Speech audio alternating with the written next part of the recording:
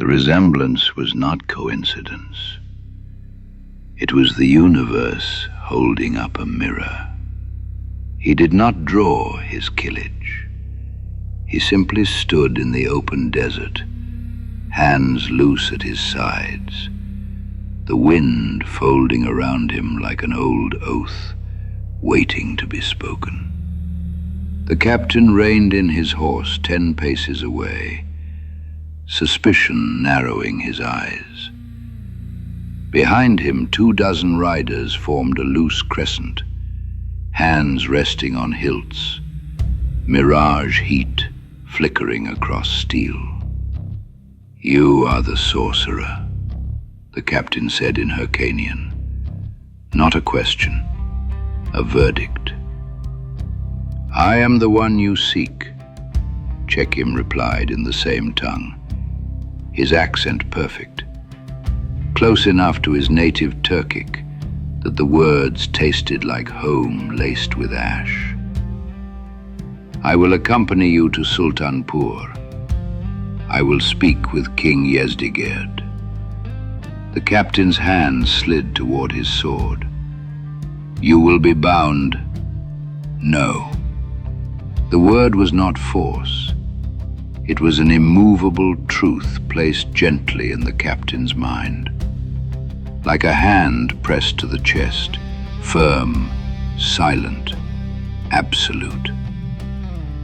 His breath caught. His fingers froze on the hilt. Chekim stepped forward, unhurried, and unslung his killage from his side.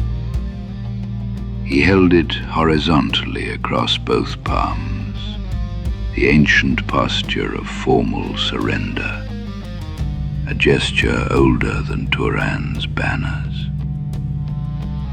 "I offer my blade as surety of good faith," he said. "I will ride with you willingly, but I will not be bound." His voice never rose, yet the pressure thickened, a weight in the air, a certainty that left no space for disagreement. The captain felt it bloom behind his eyes like a migraine born from the sun itself. "I came to Turan to speak with your king. You have saved me the trouble of requesting an audience." His voice did not rise, yet the air grew heavy, charged with a vast, silent pressure that weighed upon the soul like the decree of a forgotten god. A gathering force, an inexorable certainty that crushed all thought of defiance. The captain felt it as a dull heat boring behind his eyes, not pain, but a sudden vastness, a colossal presence, as if the desert sun had suddenly focused its terrible gaze upon his naked mind. Chekim extended the killage. The captain hesitated but a heartbeat. Then his fingers closed around the hilt with the grim fatalism of a man accepting a doom he cannot name.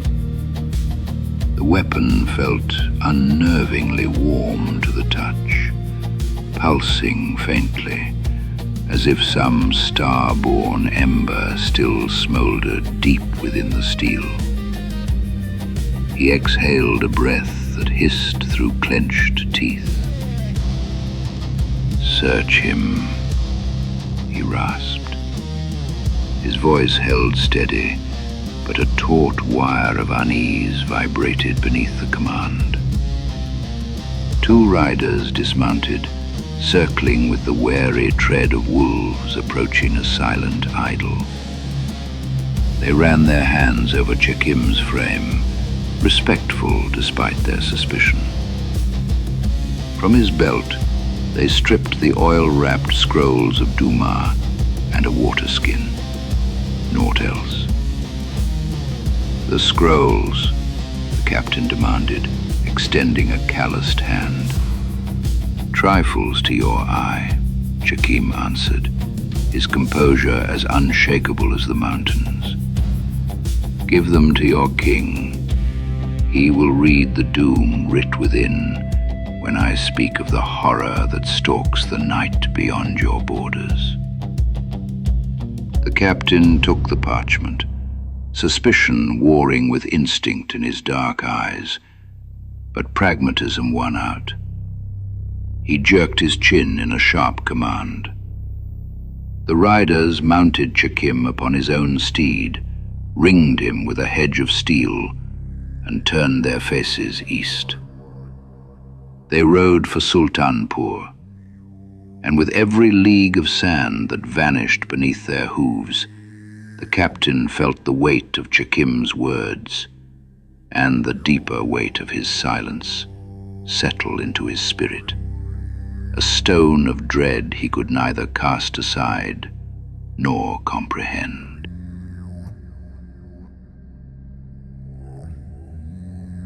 Sultanpur rose from the desert like a fever dream of gold and jade.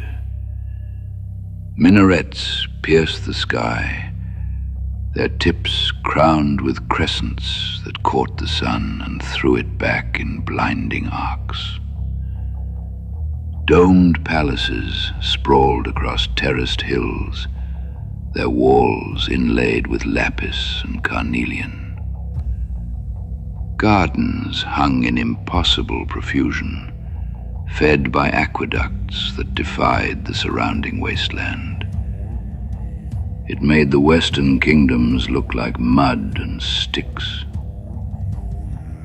Chakim was brought through the outer gates unbound, a prisoner who walked like a guest.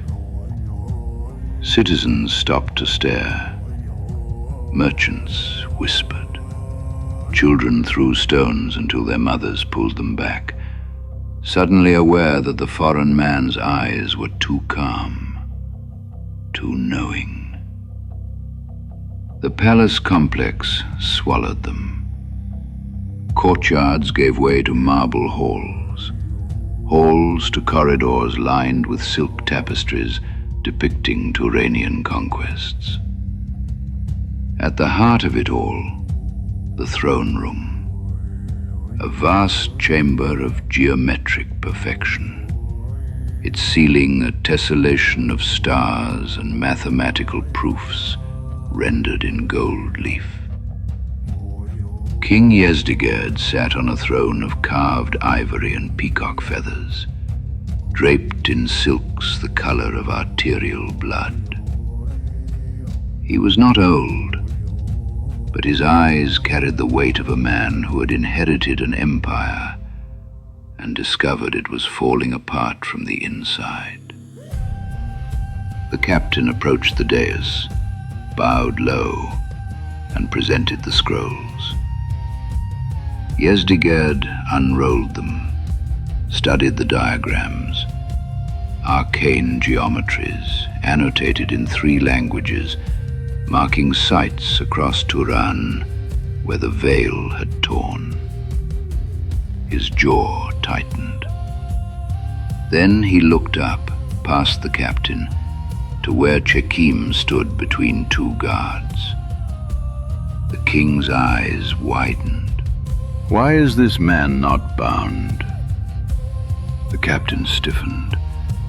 For a moment he seemed unable to answer, as if the question itself had become difficult to process. Then, with the flat certainty of a man repeating an order he could not question, "Because he ordered me not to." Silence crashed through the throne room like a stone through glass. Yezdegerd rose slowly, hand moving toward the jeweled dagger at his belt. "You bring a sorcerer into my presence unbound because he ordered you." Before the captain could answer, Chakim stepped forward, not aggressive, not threatening, simply present. And when he spoke, the pressure came again, not crushing, not hostile, but unavoidable. a weight in the air that made every courtier's breath catch, that made the guards' hands hesitate on their hilts. Great King.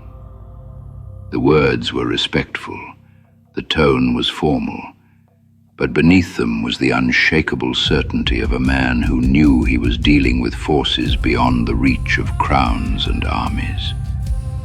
I am not your enemy, but I am not your subject. I come bearing knowledge your kingdom needs. You will listen. Yezdigerd felt the pressure settle against his mind, like a hand pressed against his forehead. Not pain, not compulsion, simply presence. The awareness that the man before him operated according to laws the king did not understand. The king's hand tightened on his dagger hilt, but he did not draw. Are you the one causing this sorcery? Yezdigerd's voice was cold, controlled, but his knuckles were white. Are you the one tearing the veil? No. Sakim's voice remained level. But I know what is. And if you wish to save your empire, you will take me to the place where your ancestors buried the old truths. The king stared at him for a long moment. Then, abruptly, he gestured. Clear the room. The courtiers and guards exchanged glances but obeyed. Within moments, only Sakim, Yezdigerd, and the captain remained. The king descended the dais steps, stopped 3 paces from Sakim. Speak plainly, sorcerer. What do you know? I was in Kauran when it burned, Sakim said. I watched a demon called Zephyros devour a city. Conan of Cimmeria drove a weapon of the old powers into its heart and closed the breach. But only after Kauran was ash. The monsters in your provinces are not the disease. They are symptoms. The veil tears across all Hyboria.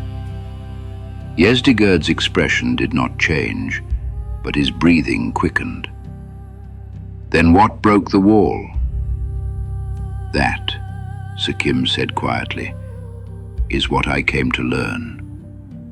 And I cannot learn it here. I need access to the oldest place in Sultanpur, the place your ancestors built upon, the place where the Acheronian stones still speak. The king studied him for a long moment, then he turned to the captain.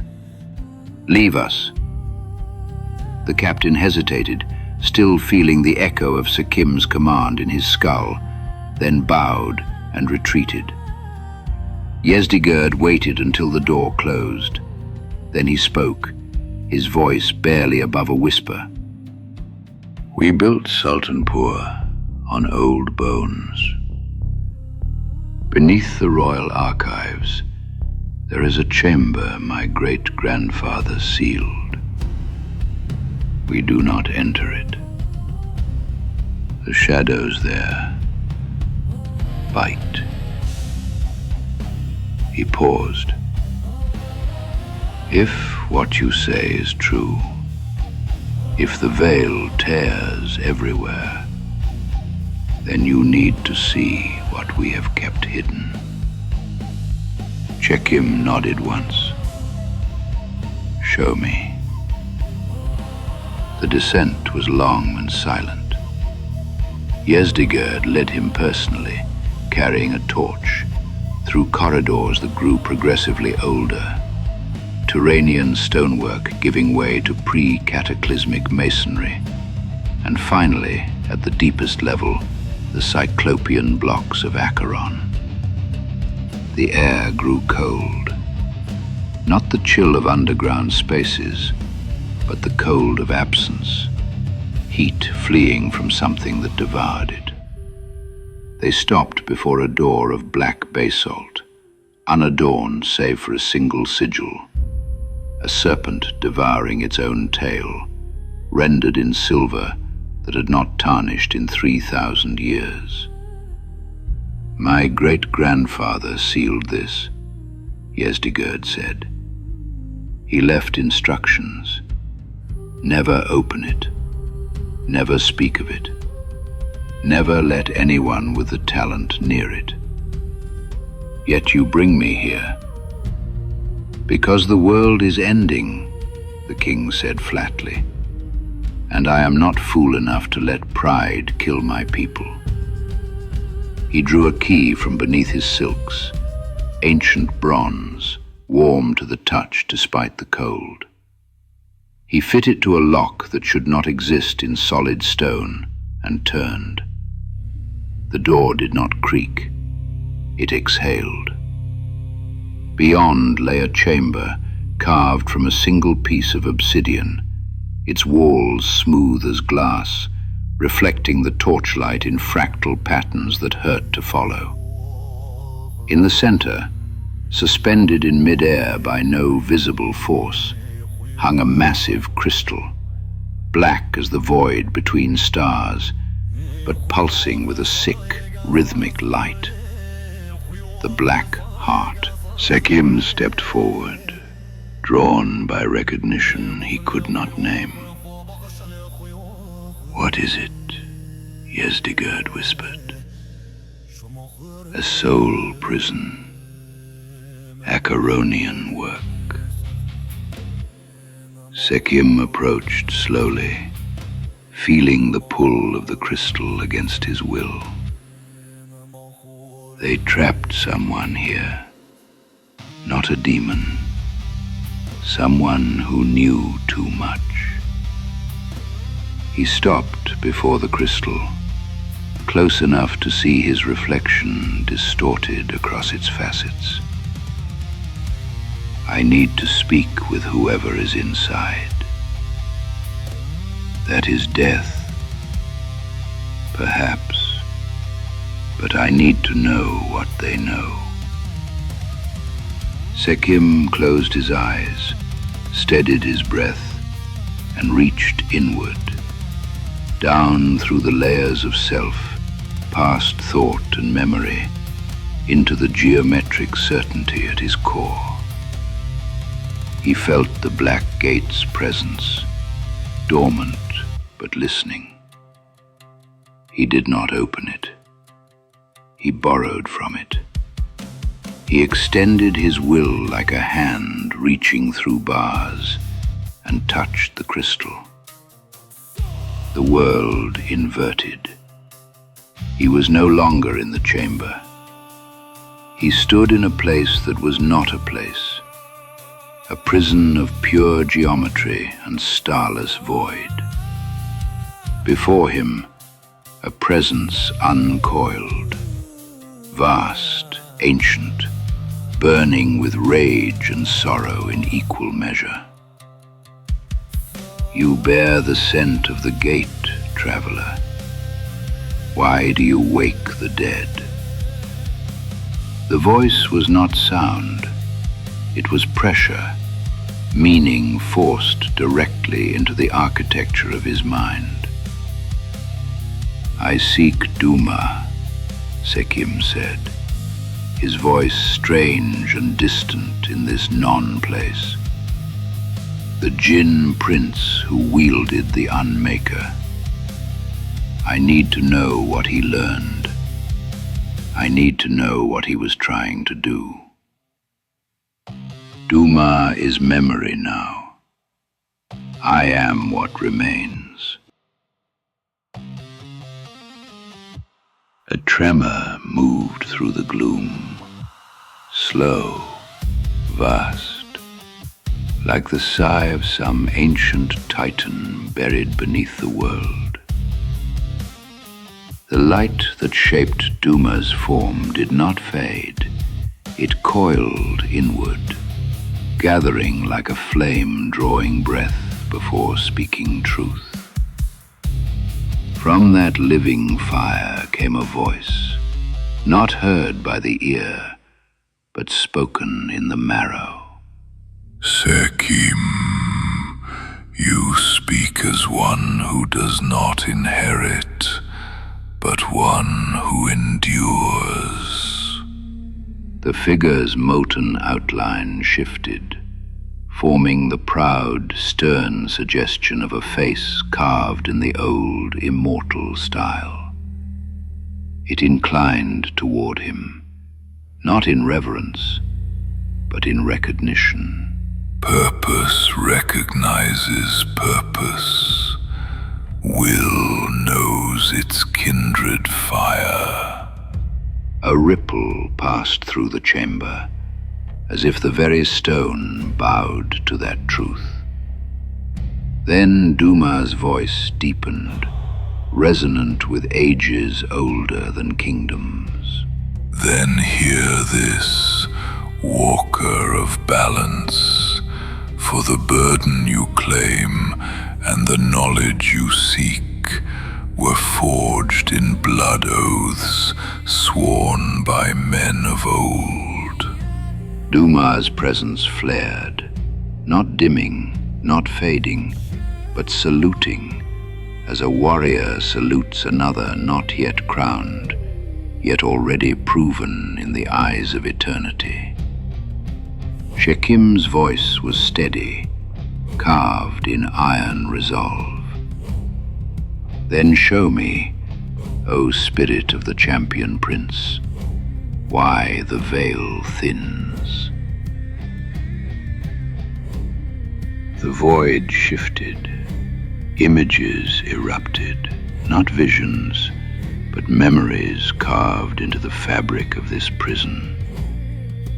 He saw the first war. 3,000 years passed, when the young races rose from Thurian savagery and the old powers receded into the spaces between. He saw early humanity, still half feral, bronze and blood in their hands, standing against horrors that had no shape, only hunger. Creatures born of the world's bruised dawn surged from the dark, and men fought them with nothing but grit, fire, and the raw will to remain. He saw the pact forged, the binding woven into the world itself, a net of will and sacrifice, anchored at key points across the globe, maintained by those strong enough to bear its weight. It was not sorcery. It was the oath of mankind to hold back the night. And he saw the guardians, the blood of Atlantis, the first Cimmerians, inheritors of the drowned kingdom's knowledge, sworn to stand watch on the high places, to keep the vigil their sea king ancestors had begun. Their presence burned across the ages, giants carved from discipline and silence, holding the world on their shoulders while lesser kingdoms squabbled in the dust. They swore the oath. They held the line for 1,000 years. And then... The images darkened. He saw the Cimmerians grow weary, saw them look south at the soft kingdoms rising from the ashes of Acheron, Aquilonia, Nemedia, Ophir, Koth. Kingdoms built on slavery and sorcery, on petty wars and decadent excess. He saw disgust harden into contempt, contempt into bitterness, bitterness into refusal. They looked at the kingdoms of men and hated them. They turned their backs on the world and retreated to their grey hills to worship Crom in silence. They broke the chain of custody. The voice rose, no longer sorrow but fury, pure, ancient, righteous.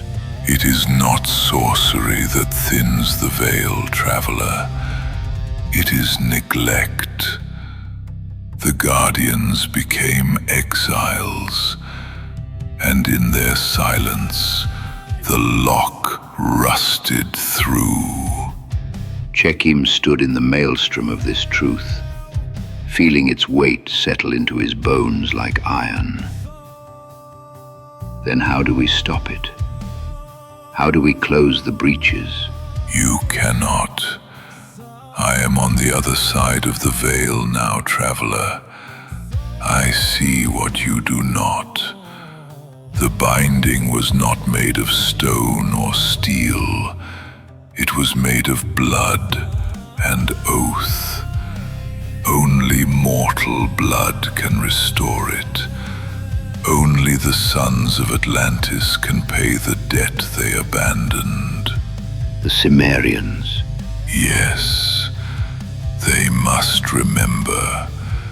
They must return to the high places. They must stand watch again, or the veil will collapse entirely, and what comes through will not be satisfied with kingdoms. It will devour the world. And if they refuse? The presence contracted, focusing its full attention on him for the first time. He felt it probe him, not his thoughts, but his essence, the geometry of his soul. Then yours is the solitary vigil, traveler. You must stand in the breach where they turned aside. But hearken, no hand of flesh may bar the gates of the outer dark for long. Your will is forged of iron, aye. But even iron is too brittle a thing to stitch shut the wounds of a bleeding world. Chekim gasped, stumbling back from the crystal. His hands burned where they had touched the obsidian, but there were no marks. Yezdigerd caught him by the shoulder, steadying him. What did you see? Chekim turned, his eyes hollow with the weight of the revelation. Your empire bleeds because the Cimmerians abandoned their post 3,000 years ago.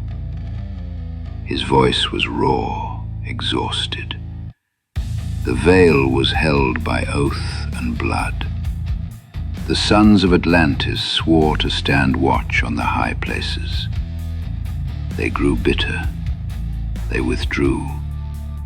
They stopped holding the line. The king's face hardened. Then we are all dead. Not yet. Chekim straightened, forcing strength back into his limbs. The Cimmerian Conan rides north to his people.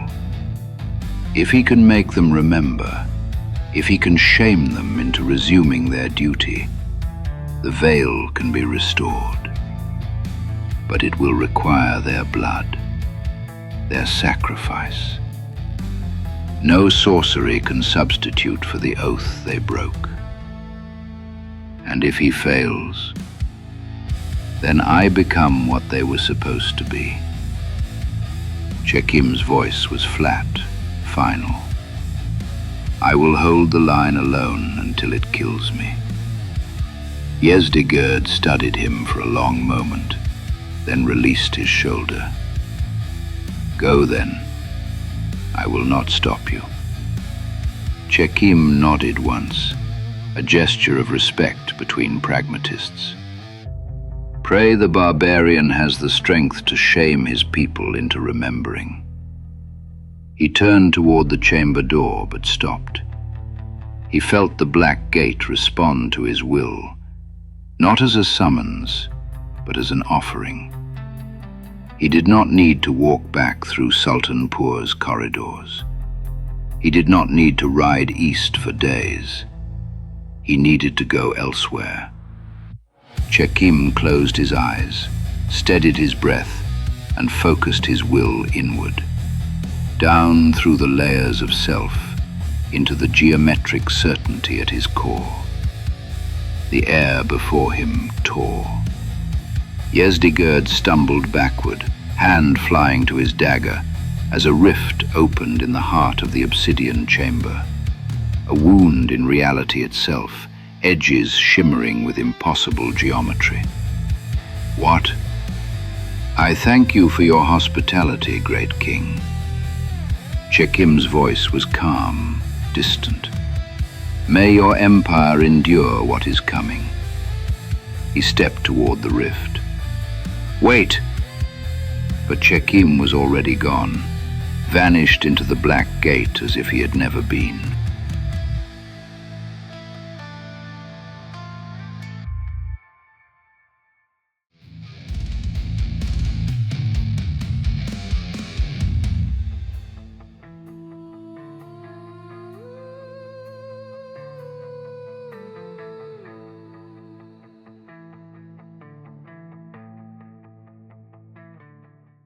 The blackness that swallowed the traveler did not take the queen. Instead, Yasmela fell upward. The mist of the border kingdom, cold and reeking of fen rot, was sheared away by a light that blasted the senses. It was not the wholesome light of the sun, nor the pale corpse light of the moon. It was the crushing, amber radiance of a time before men had names for their gods. She stood upon a floor of polished obsidian that stretched to the rim of the universe. Above, nebulae swirled in colors that would drive a waking mind to madness. Golds, violets, and the deep, bruising purples of ancient royalty. Conan. Her voice was a small thing, lost in the vastness of that golden silence. She turned, her hand seeking the hilt of a sword that was not there. She was stripped of her blood-stained leather, clad only in the gossamer silks of the harem she had fled. A doll in a cathedral of giants. Then came the thrum, a vibration that rattled the marrow of her bones. Two figures materialized from the light, looming like idols carved from the bones of the earth. They were of the Serpent People, yes, but not the degenerate, hissing things that skulked in the dark corners of the world to devour human flesh. These were beings of terrible, ancient majesty. Their scales were the color of old ivory, luminous and smooth as polished marble. Robes of black silk, heavy with gold embroidery that traced the geometry of lost stars, draped their frames.